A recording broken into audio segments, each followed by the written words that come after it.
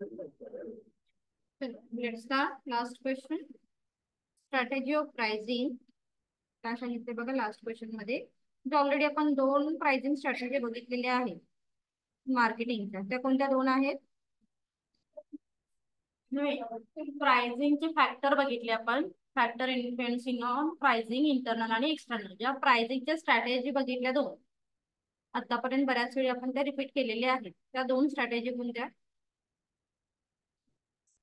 Skimming आणि penetration. हे skimming मध्ये काय केलं जातं? स्कीमिंग मध्ये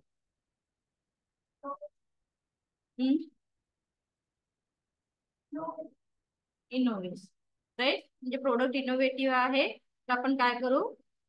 हाय प्राइस चार्ज करू. प्रोडक्टची कॅटेगरी काय आहे, प्राइसिंग काय आहे, याच्यावरून काय होईल?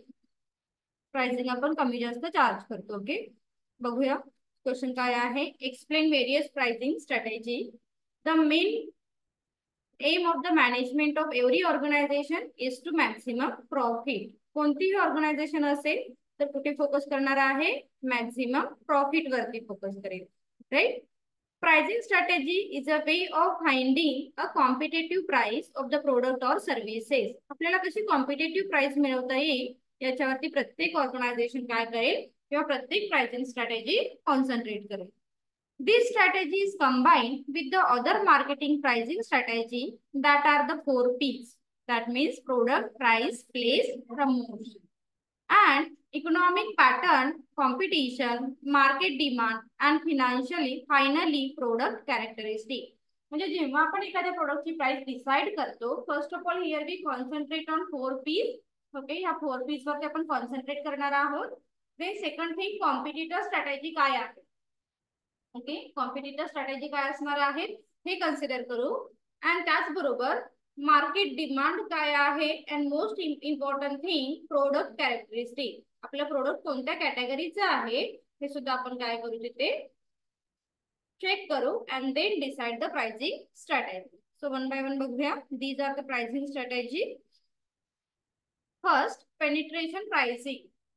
फर्स्ट प्राइसिंग आहे penetration pricing.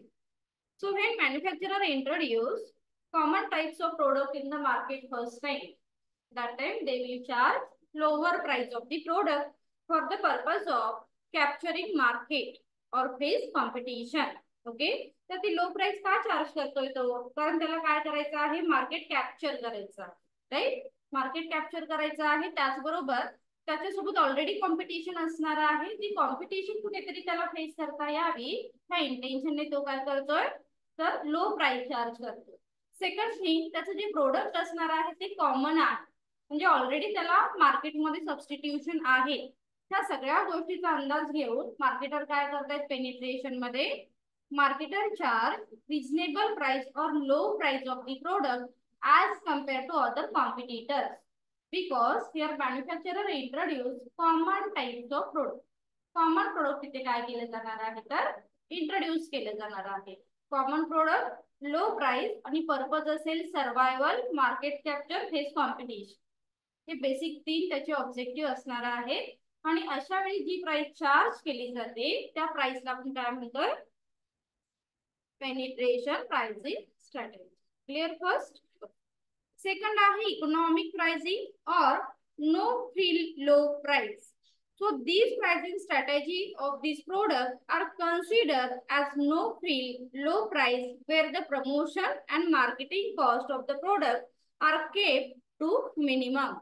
Economic pricing is set of certain time where the company does not spend more on promotion the product and services. म्हणजेच आता इथे आपण काय सांगतो, here company concentrate economic pricing. म्हणजे कंपनी काय करते, इकॉनॉमिक प्राइसिंग वरती कॉन्सन्ट्रेट करते.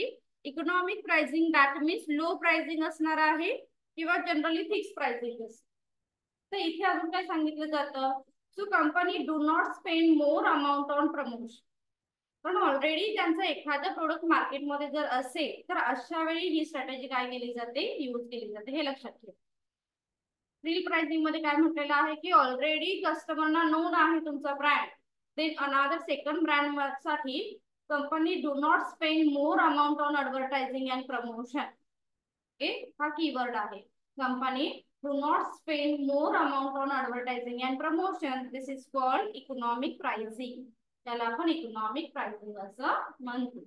आणि म्हणून आपण काय करतो इथे, ही अशी स्ट्रॅटेजी यूज करतो, त्याला म्हटलेलं आहे इकॉनॉमिक प्राइसिंग. इकॉनॉमिक प्राइसिंग लक्षात ठेव. Company do not spend more amount on pricing. तू मोबाईल काय काढून बसलीस, अशी का बसलीस, फोटो काढतेस मला नाही ना.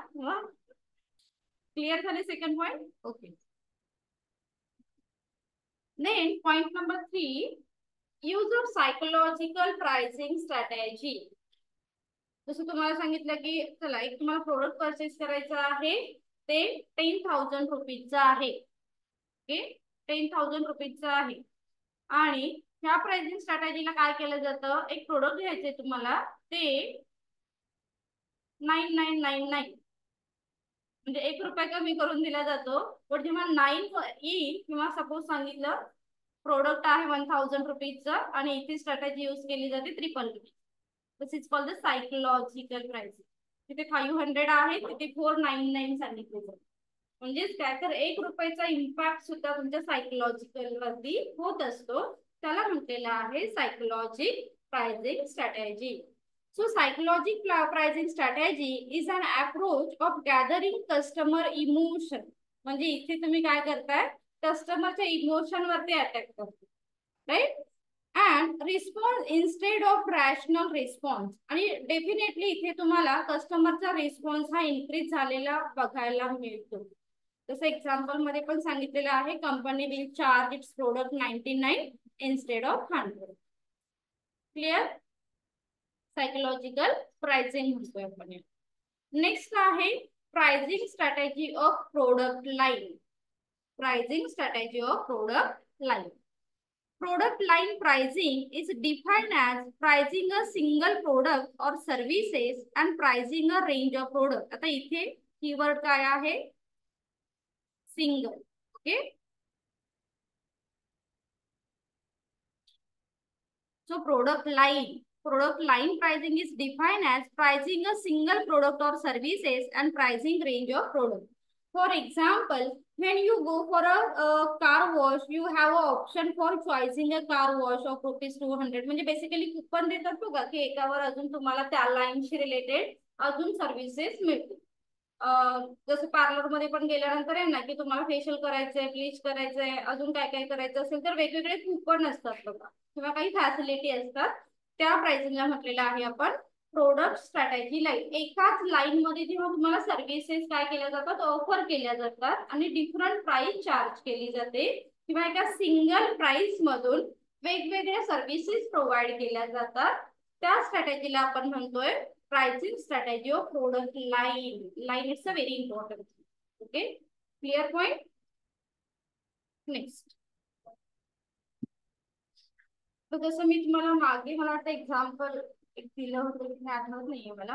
म्हणजे मी पहिला जॉब माझा मार्केटिंगचा करत होते आणि एक कंपनीची मारुती सुझुकीने आपल्याकडे कस्टमर जास्तीत जास्त येण्यासाठी त्याने 2 वर्षाचं व्हाउचर काढलं. त्या व्हाउचर त्यांनी ऍडव्हर्टायझिंग कंपनीकडे दिलं. त्या ऍडव्हर्टायझिंग कंपनीमध्ये मी काय जॉब करत होते. तर त्यांचं हे काय होतं, एक ऑफर होते की 2000च्या सर्व्हिसेस 500 रुपीज मध्ये काय करायचं तर सेल करायचं. आता त्या 200 सर्व्हिसेस ज्या आहेत, 2000 रुपीजच्या सर्व्हिसेस आहेत, त्या 500 मध्ये त्यांनी कशा कव्हर केल्या होत्या. For example, wheel alignment, wheel balancing, जे 4 व्हीलरचं असतं, जे आपण रोज करणार आहोत का हो. बट कस्टमर काय विचार करतायत की अरे आपल्याला 2000चे पॅकेज 500 रुपये मध्ये मिळते. ऍक्च्युअली सर्व्हिसेस त्यामुळे 500 रुपयाच्याच मिळणार होत्या म्हणजे त्या पिरियड मध्ये, कारण आपण कंटिन्युअसली जसं आता तुम्हाला त्याचबरोबर सेम ऍडव्हर्टायझिंग कंपनीने काय केलं होतं, 500चं कार्ड ब्युटी पार्लर वाल्यांची ऍड करत होती. तर त्यांनी काय केलं होतं की 15 दिवसाच्या पिरियड मध्ये तुम्हाला फेशियल, ब्लीच, वॅक्स, आयब्रो सगळं 500 रुपये मध्ये काय करायचं त्याने द्यायचं. अशी म्हणजे it's a psychological and line related packaging का म्हटलंय. जसं आपल्याला माहिती आहे की आपण आज फेशियल केलं तर लगेच दुसऱ्या दिवशी करतो का हो, नाही. But it's a psychology and line related to product. म्हणजे त्या एका लाईन रिलेटेड प्रोडक्ट मध्ये आपण काय करतोय तर कस्टमरना जास्तीत जास्त अट्रॅक्ट करण्याचा प्रयत्न करतो. जसं सेम सांगितलं की कोणतीही 4 व्हीलर असणारा ओनर्स की आज बिल अलाइनमेंट केलंय, बिल बॅलन्सिंग केलेलं आहे, आज गाडी वॉश करून आणली आहे. जसं आपल्याला माहिती आहे आपण आज सर्व्हिसिंग केलेली कार उद्या लगेच सर्व्हिसिंगला देऊ का हो? नाही. But it's a part of marketing strategy की कस्टमरला तुम्ही त्या 500 रुपीजकडे अट्रॅक्ट करता. कस्टमरने एकदाची सर्व्हिसेस घेतली की तो त्याच्या कन्व्हिनियंटली काय करू शकतो, सर्व्हिसेस तिथे जाऊन घेऊ शकतो. याला लाईन असं म्हटलं जातं. क्लिअर? नेक्स्ट आहे वन प्राइसिंग स्ट्रॅटेजी. लाईट गेला का? One pricing strategy. One pricing मध्ये काय असेल? म्हणजे 1 रुपये प्राइस असेल का? सेम प्राइस और सिंगल प्राइस. ओके, म्हणजे फिक्स प्राइस. जसं दुकानात गेल्यानंतर नो बार्गेनिंग बाय लेडीज ना बघितलं की आधीच सांगतात ना फिक्स प्राइस आहे, नो बार्गेनिंग. सेम ती स्ट्रॅटेजी असणार आहे one pricing strategy. So under one pricing strategy, a seller charge a same price of product to all types of customer. म्हणजे डझंट मॅटर की तुमच्याकडे कोणत्या कॅटेगरीचा क्लास ऑफ कस्टमर येतो, तुम्ही प्रत्येक कस्टमर कडून काय करू शकता, सेम प्राइस चार्ज करू शकता. जसं आपण जर एक्झाम्पल द्यायचं म्हटलं तर आपण अपना बाजारचं एक्झाम्पल देऊ शकतो. ते असं आहे का पुअर आलेला कस्टमर आहे त्याच्याकडून वेगळी चार्ज केली जाते प्राइस, किंवा हाय सोसायटी मधून एखादा कस्टमर आला तर वेगळी चार्ज केली जाते price? No. They always focus on single pricing or same pricing for all types of customer. याला आपण काय म्हणतोय? One pricing strategy. Clear? Okay. Then next आहे flexible pricing strategy. Flexible pricing strategy मध्ये काय असेल? Then here marketer charge different price of customer, different price for different types of customer. जसं customer कोणत्या कॅटेगरीचा आहे बघितल्यानंतर त्यांच्या लक्षात येतं बघा की हा कस्टमर काय करणार आहे, बार्गेनिंग करणार आहे. तर ऑलरेडी ते काय करतात, प्राइस हाय करून ठेवतात आणि त्याला बार्गेनिंग करायचा चान्स पण देतात आणि तो पण खुश आणि सेलर पण खुश. म्हणजे बार्गेनिंग करत तो मेन त्याचा टार्गेट आहे तिथे येतो. आणि जसं बायकांना सवय असते, लेडीजना सवय असते की 2000 ची एखादं प्रोडक्ट सुद्धा 500 ला कधी मागते काय भरोसा नाही है ना. सो अशा स्ट्रॅटेजी काय केल्या जातात, फ्लेक्झिबल प्राइसिंग मध्ये यूज केल्या जातात. So different charge different price from different customer. Keyword आहे different price from different customer. Example mostly clothing शॉपचे दिले जाते इथे. Clothing shop. Last market skimming. Market skimming मध्ये manufacturer introduce innovative product in the market first time. That time they will charge high price of the product. Okay.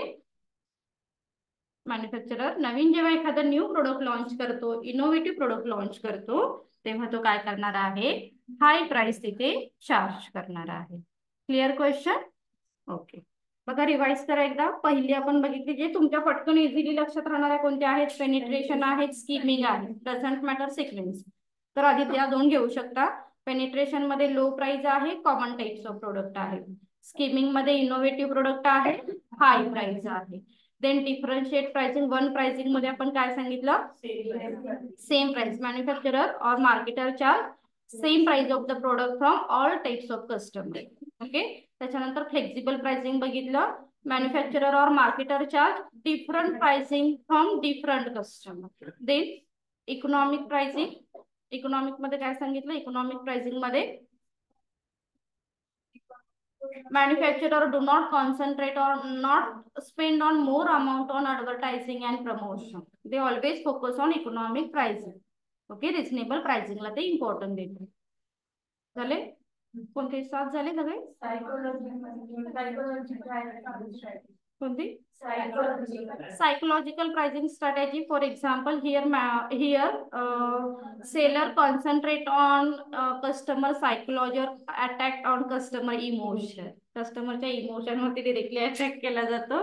and most of the time charge 499. okay, then 999 instead of 1000, instead of 500. अशा पद्धतीने ही pricing strategy use केली जाते. Hopes तुम्हाला question clear झाला असेल. Then इथे आपला unit number 2 सुद्धा संपलेला आहे. थँक्यू.